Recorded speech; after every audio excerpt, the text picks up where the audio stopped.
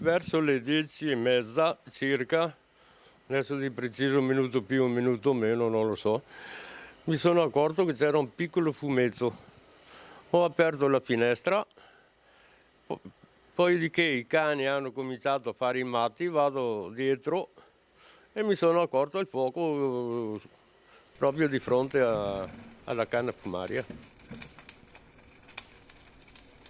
Giovanni Zanella stava guardando la TV nella sua casa di via Vittorio Veneto nel centro di Cismon del Grappa. Del fumo, poi le fiamme. Non ci ha pensato un attimo. Ha cercato prima di spegnere l'incendio, poi ha messo in salvo i suoi 10 cani e ha portato fuori dall'abitazione la bombola GPL mentre chiedeva aiuto ai vigili del fuoco. 25 i pompieri arrivati sul posto che nel giro di un'ora hanno dommato le fiamme, evitando che l'incendio, causato dalla canna fumaria con ogni probabilità, potesse propagarsi alle abitazioni vicine.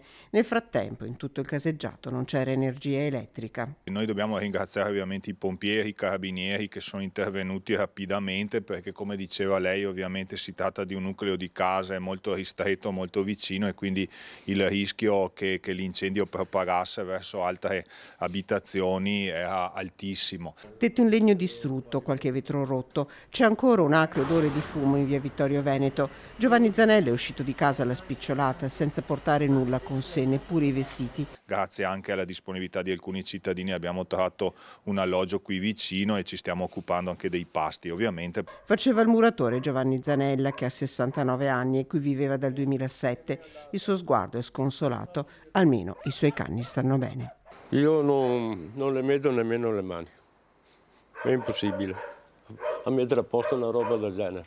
Mi dispiace vederla così.